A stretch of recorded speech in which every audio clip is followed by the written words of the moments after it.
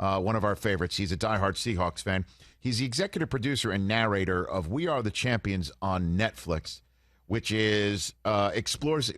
Chris, I'll read you the liner here. Okay. Explores the quirkiest, most charming, and oddly inspirational competitions you never knew existed. I'm in. This week, it's cheese rolling.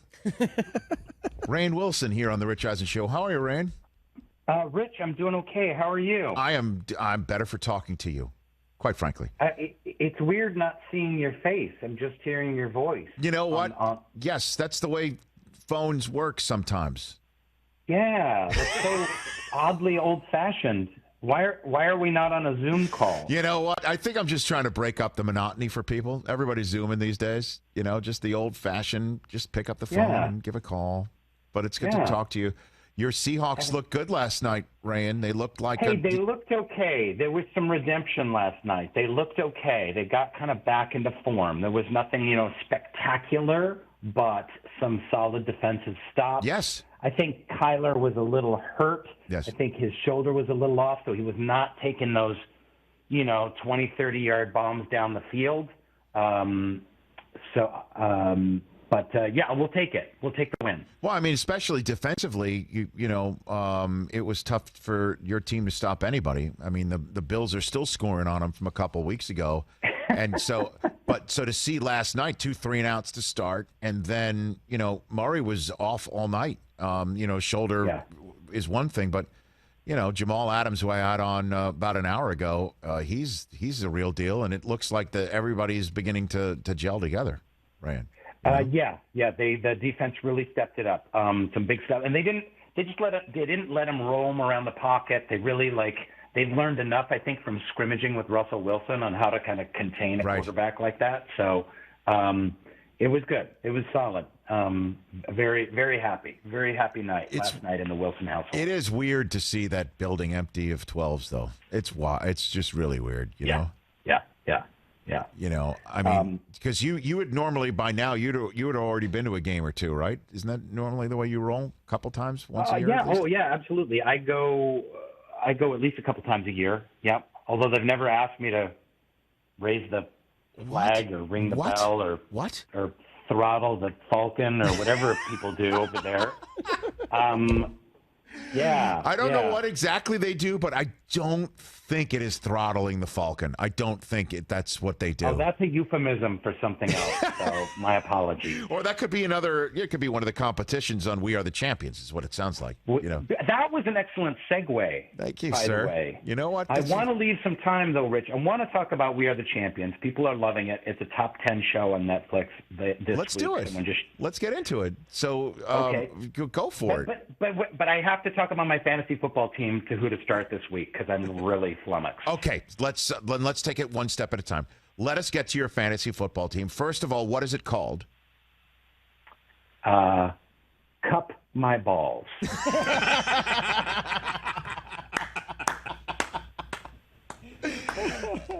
Okay. Can I ask what the avatar is? What is the avatar? It's just my big, wonderful face right there. It's Kupp, of course, Kupp, Cooper Kupp. Yes. So, okay. I was proud of that one. All right. So then I will say, now that I know it is Kupp, as in Cooper Kupp, allowing me to say, how can I help Kupp My Balls, Rainn? Well, Cooper Kupp he's a little bit tough to start these days. He's kind of a second or third option sometimes on the Rams, and you never know if they're going to run it so much, but they're not passing.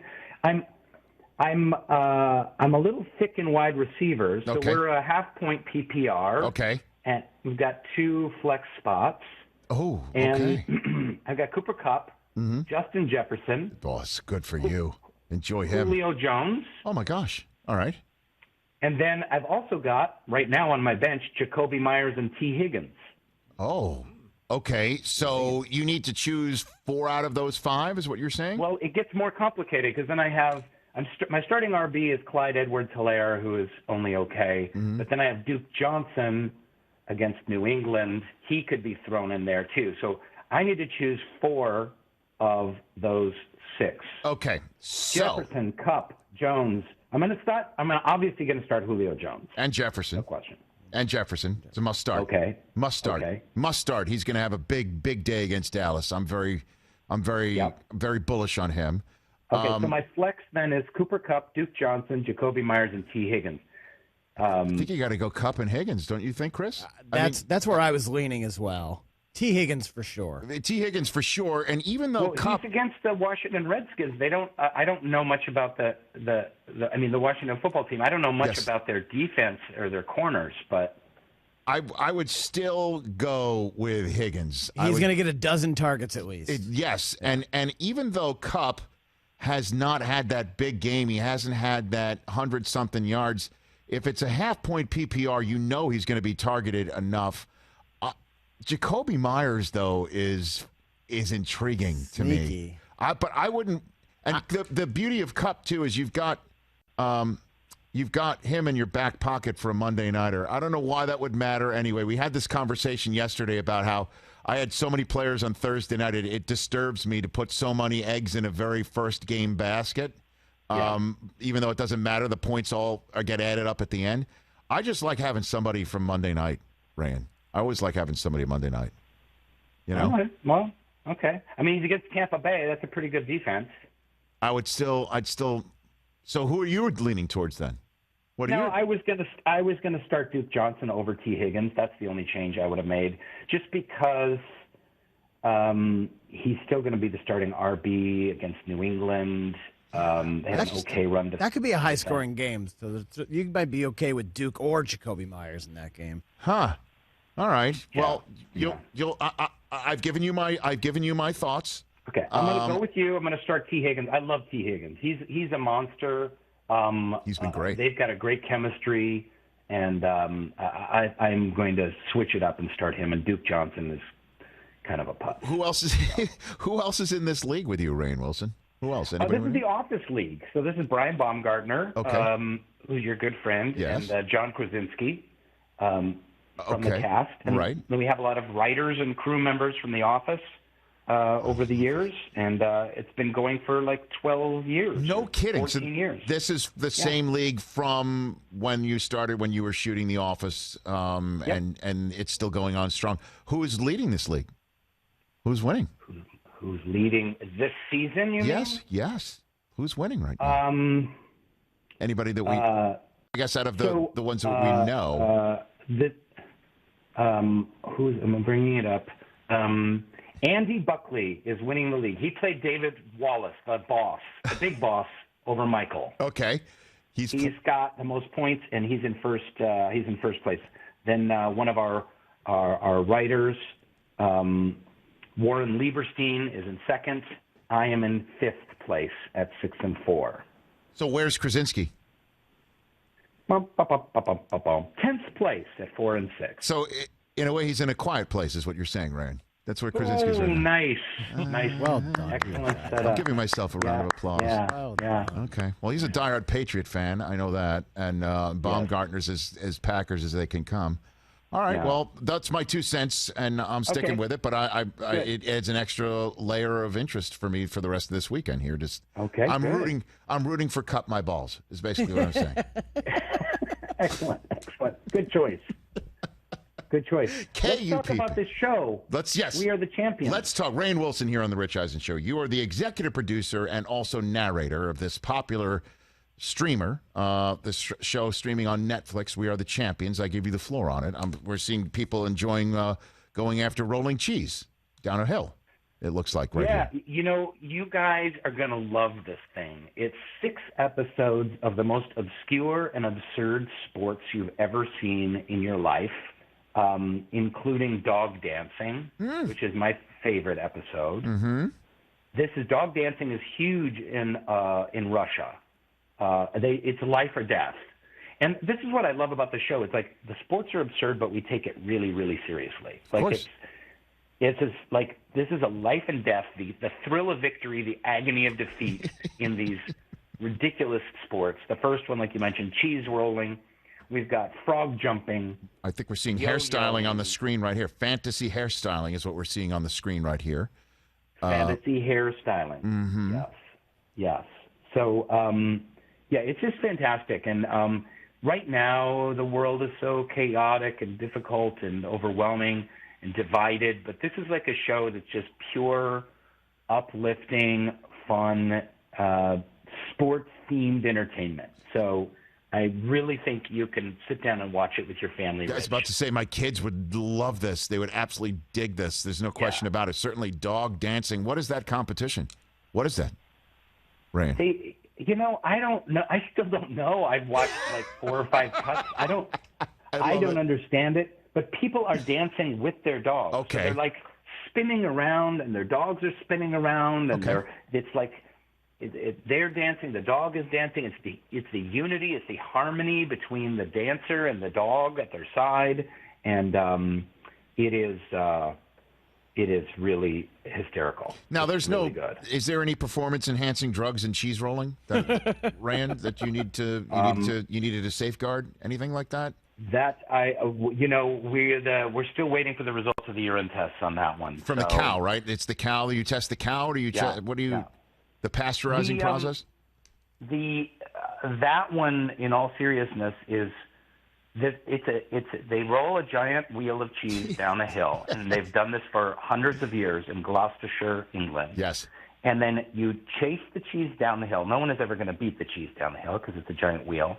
And people routinely break bones. They have like a sea of ambulances at the bottom of the hill, and the amount of broken limbs is staggering. And every year, these stupid Englishmen get soused and just tear off down this hill, and they are the men and women's champions, and it's just fantastic. You're just going to love it. And again, it's streaming on Netflix. You're the EP. You also narrate it, and it's a lot of fun.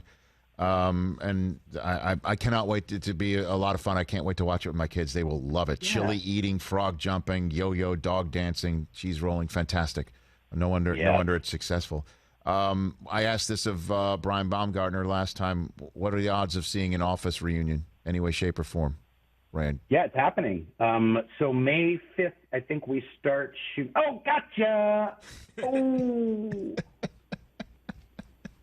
I don't know. I don't know. Come on now. I'm up for it, but I don't know. We certainly wouldn't have Steve. John might make an appearance. Our showrunner, Greg Daniels, yes. God bless his soul. I think he would potentially do it at some point if he found kind of the right idea or the right way in, but he's not in any rush. He's shooting a couple other TV shows. Sure. So maybe someday, maybe next couple of years, something like that would happen. Well, why wouldn't Steve want to do it? I mean, I know he's got a lot going on. You do too. I mean, let's do it. He just stated that publicly because, he has no problem playing Michael Scott or anything. It's not like, he's too good for it. He's such a great, humble, kind guy, but he just really feels like we've made a great show, like leave it alone, walk away.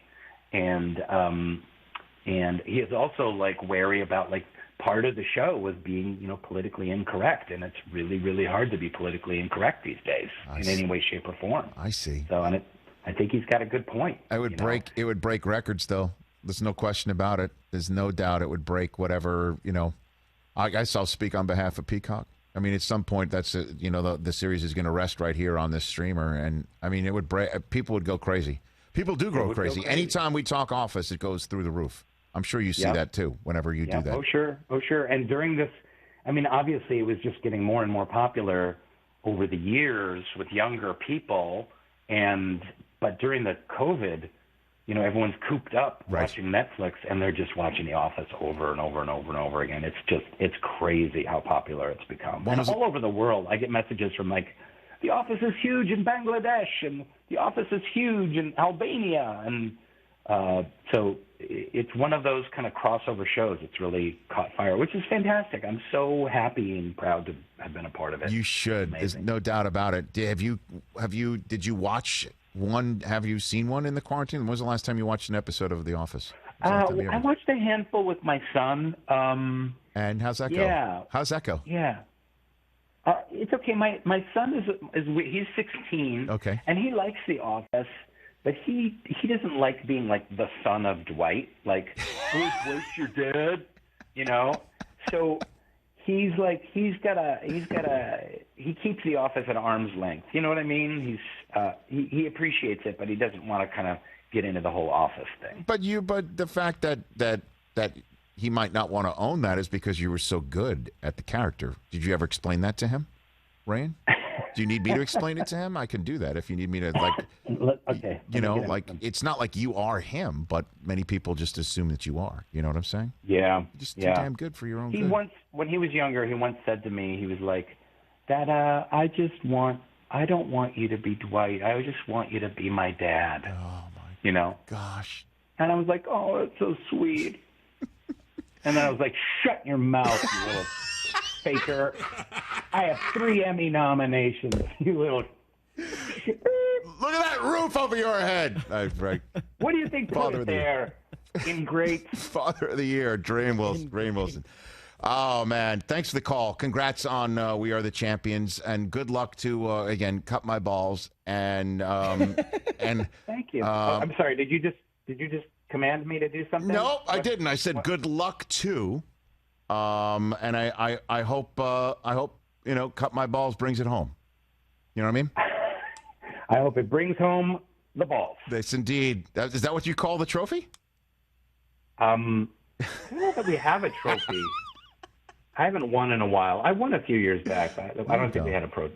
Hey, they can never take it away from you, even whatever it is. We Are the Champions, available for streaming right now on Netflix. Thanks for the call, Rainn. You take care. Rich, great talking to you. Right back at you. Yes, you got it. At Rainn Wilson on Twitter and Instagram. Hey, you watched all the way to the end. Thanks for that. Watch more right here.